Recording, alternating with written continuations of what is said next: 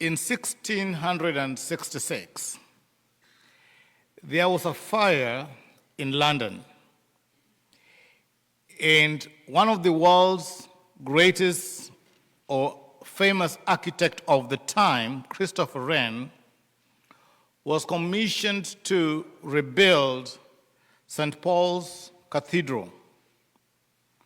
One day in 1671, he observed 3 bricklayers laying on a scaffold.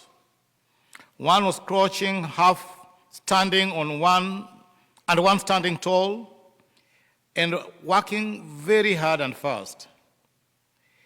And he decided to ask them a question. So he asked the first person, "What are you doing?" He said, "I'm a bricklayer. I am working hard, laying bricks to feed my family." When he asked the second one, "What are you doing?" he responded, "I am a builder. I'm building a wall." But then he asked the third person, "What are you doing?" And he said, "I am a cathedral builder. I'm building a great cathedral to the Almighty." These 3 people gives me a snapshot of how many at times people approach work. They're people, but the main motivation for working is because they feed their family.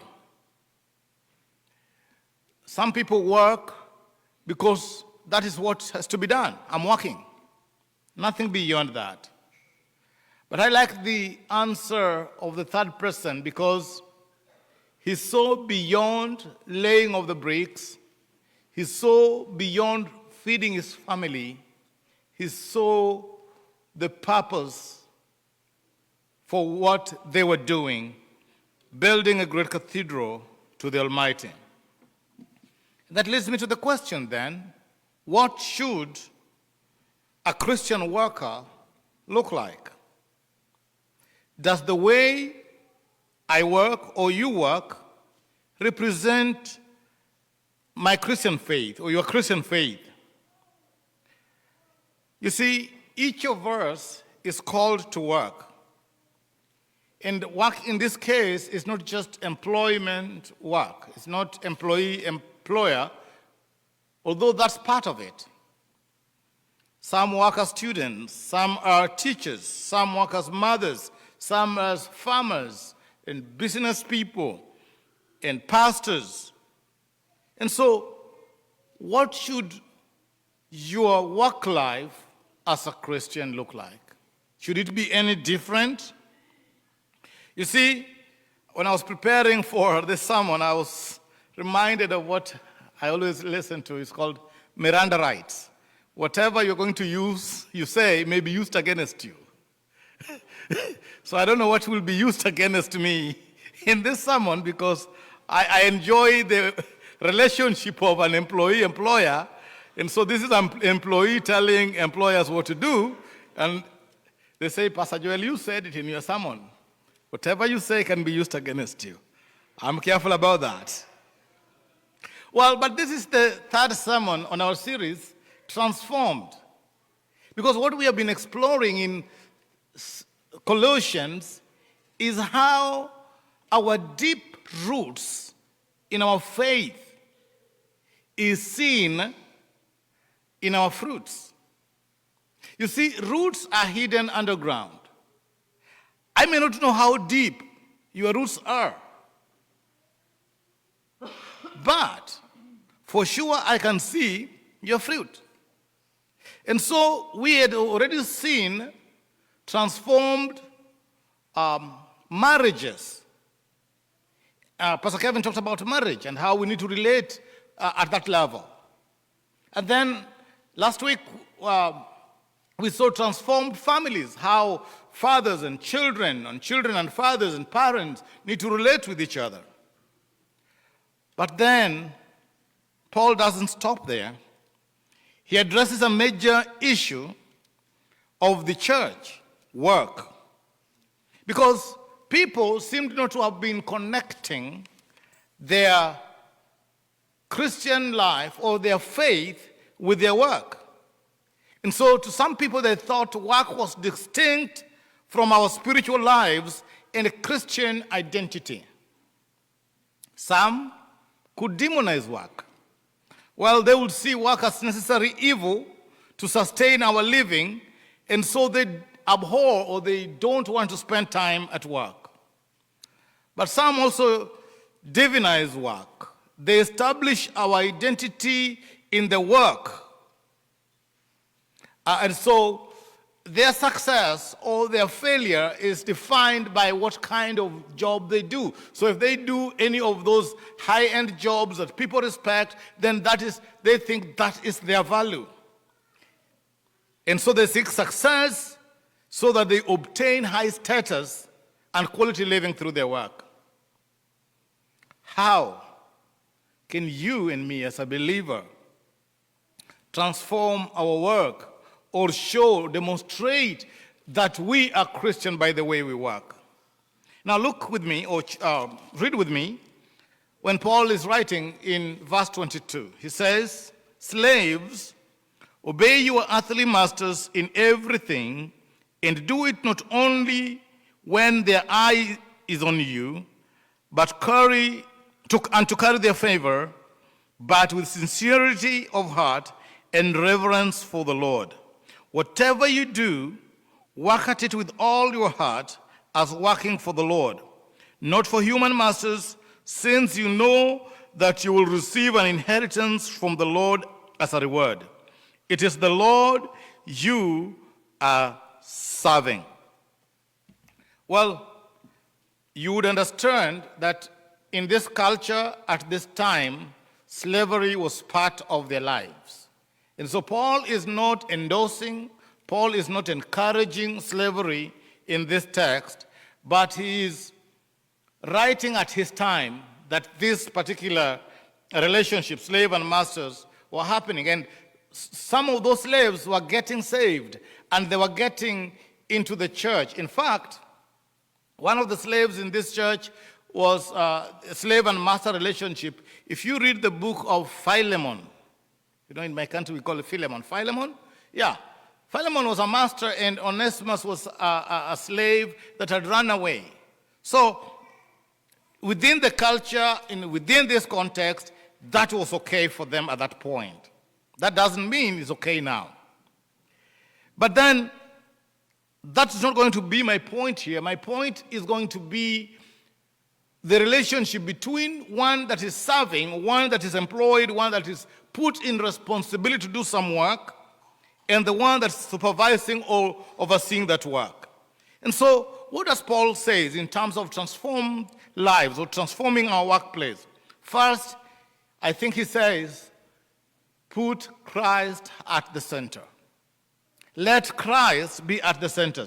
How does he underscore this? He says in verse 22 and 23 and 24, if you will check, he writes so much about the Lord. He says, in the end of verse 22, reverence for the Lord.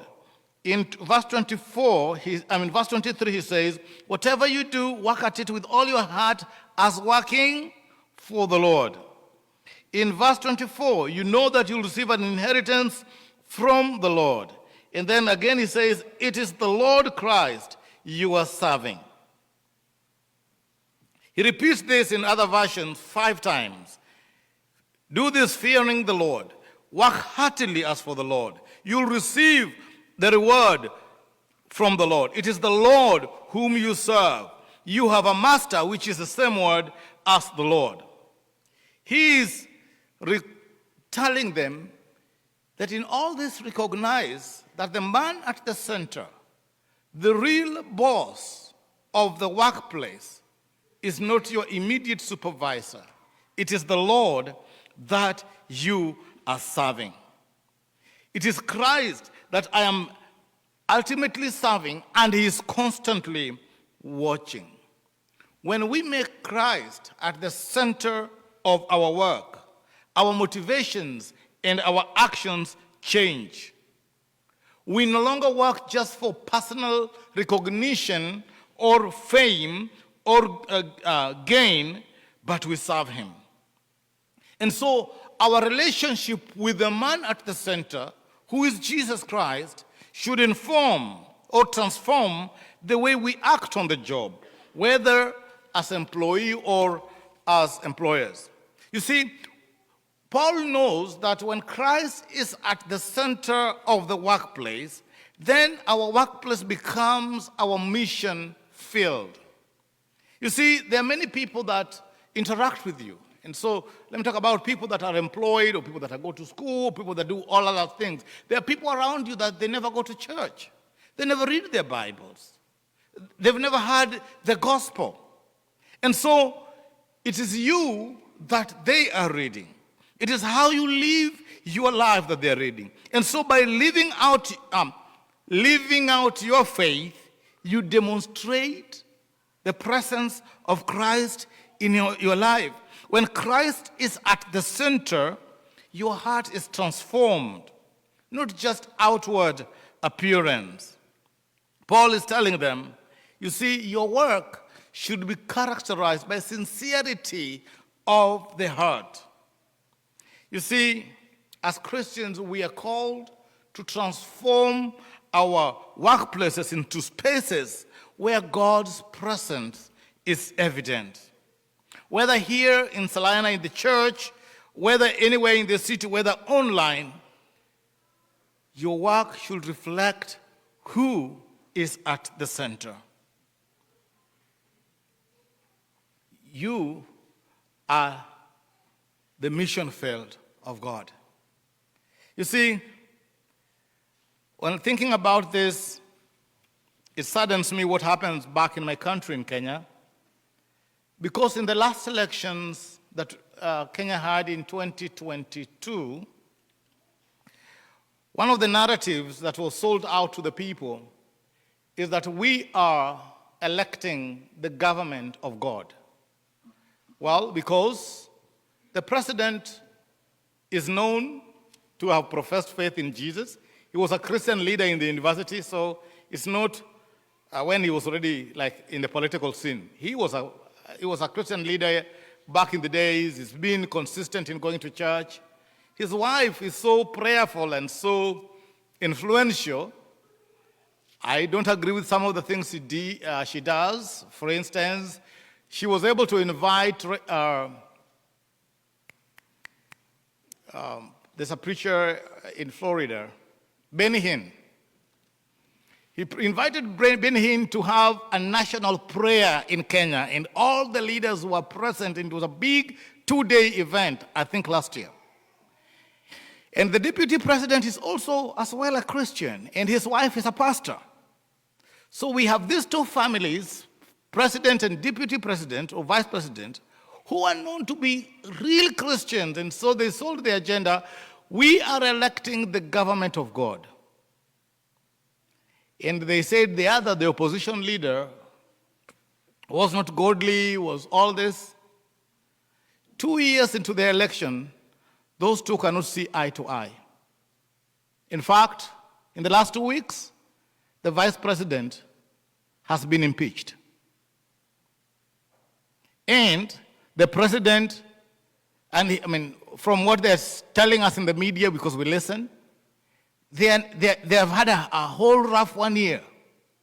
Now the problem is, that's political, but my problem with them is now people are saying Christians cannot work together. Borrowing the words of the deputy president this last week, when he was being impeached, he had a heart problem and he was in hospital. And when he came out, his first words were, I didn't know that my brother in Christ would be this vicious. Would be this vicious that I'm fighting for my life in the hospital and is busy sending me out of the office. And the people of the world took reign with that and say, you know what? We'd rather have the government of non-Christians. Why? Because Christians have the worst fights. They're vicious more than the people in the world. That's not a good testimony to have. When Christ is at the center, our workplace becomes our mission field. But you see, it's not only our mission field when Christ is at the center, but transformed workplace, employees work with all their heart. They work heartily. Look at verse 23 to verse 25. Paul says, whatever you do, work at it with all your heart as working for the Lord, not for human masters, since you know they will receive inheritance from the Lord as a reward. It's the Lord you are serving. What is my point here? He says, work heartily. Now that you know you're working for God, now that you know you're working for the Lord, now you know where you have a higher calling, now work so heartily in whatever you put your hand to do. And what does that mean? That means obey your employer. Well, Paul doesn't say or does not mean here that obey your boss even if they ask you to lie or falsify records to cover for some illegality. No. He's saying in everything that is humanly possible, that is a lawful order, obey your masters. And working heartily also means do quality job. Paul says, don't work because somebody is looking or somebody is watching, but work with all your heart. I worked in Kenya in one organization for 15 years. And the role that I was playing was more of managerial. And I worked with over 100 people that I would oversee their work, employees of a non-governmental organization. And the people that were very punctual, they would come to work in time. But sometimes the quality of their work within all that time wasn't. They were putting the time in terms of the hours, but at the end of the day, there was no quality work.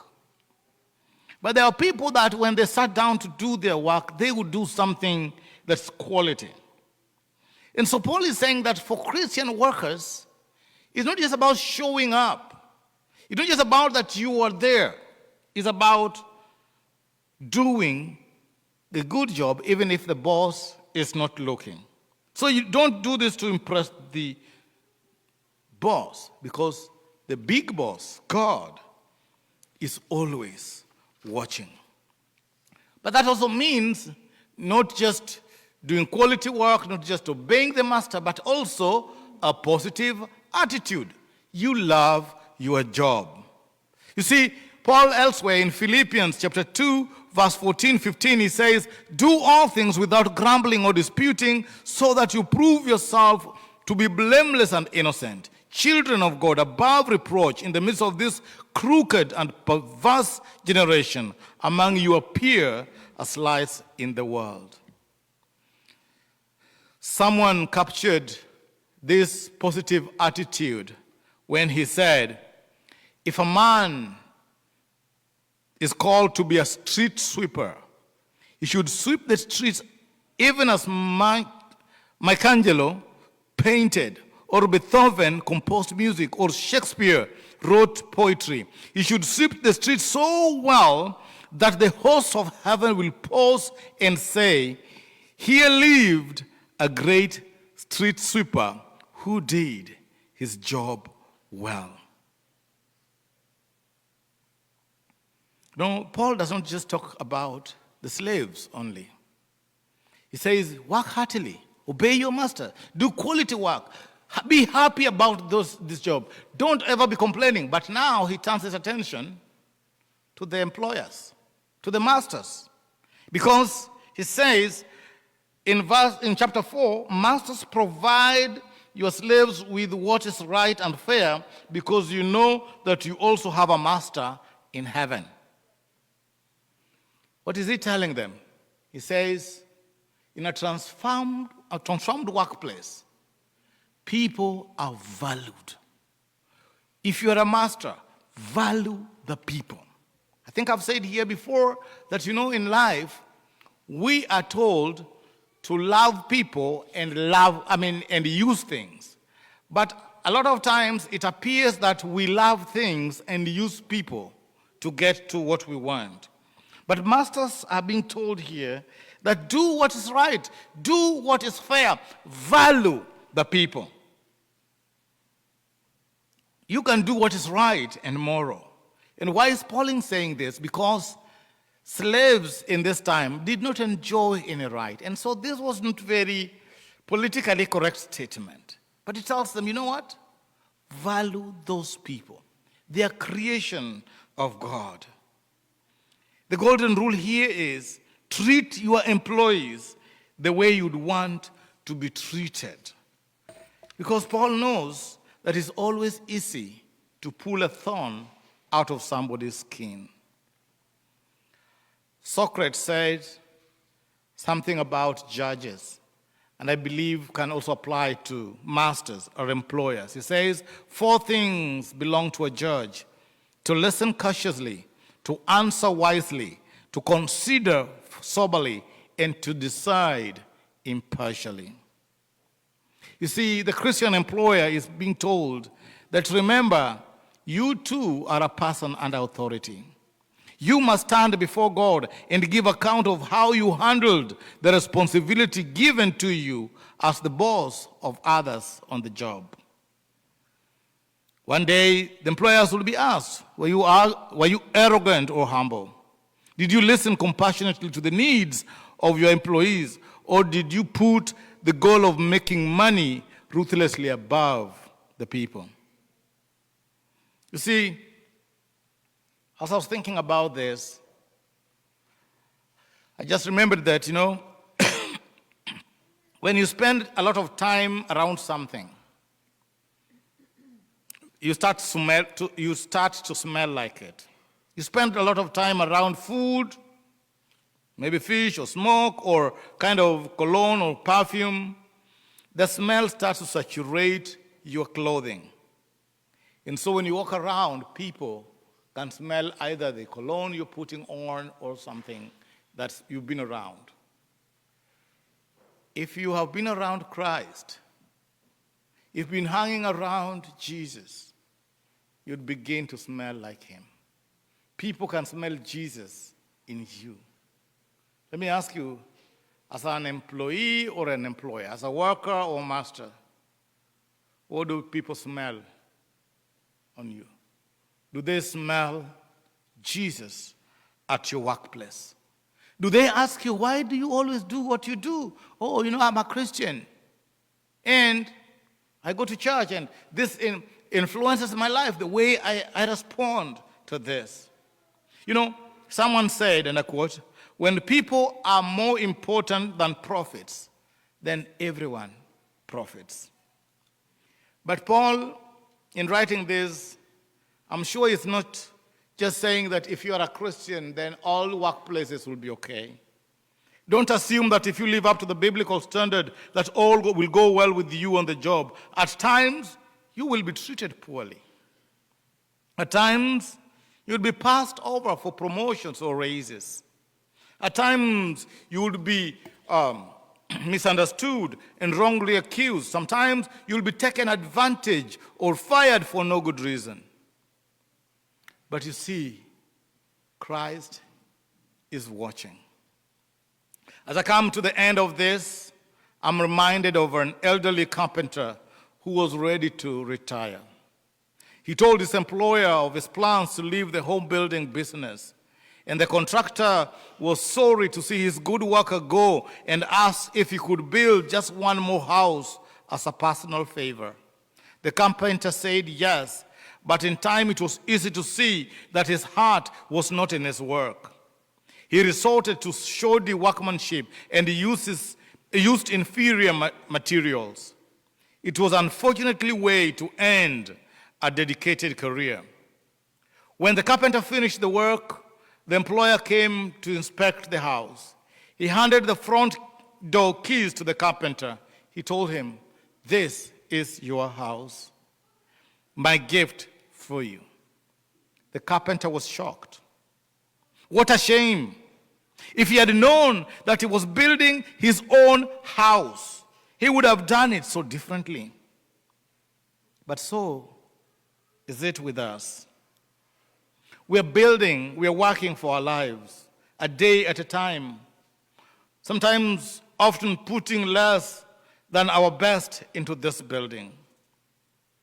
But you see, with a shock, we realize that we have to live in the house we have built. If we could do it over, if we could work over, we could do it much differently. You are the carpenter. Each day at work, you hammer a nail, place a board, erect a wall. Your attitude and choices you make today build the house you live in tomorrow. What is your attitude towards work? Do you see it as a burden, or do you see it as an opportunity to put Jesus at the center of everything that you are doing? As I invite the musicians to come, and as we sing the song, "Lord, I Want to Be a Christian." You know, we spend a lot of our waking up hours, or when we are awake at work. The last place you want to be stressed is at workplace. At least at home, part of the time you are asleep. But where you work, whether it's your farm, whether it's school, that's where your faith is seen. If we are going to demonstrate transformed lives, Jesus must be at the center. We must work with all our heart, and we must value people.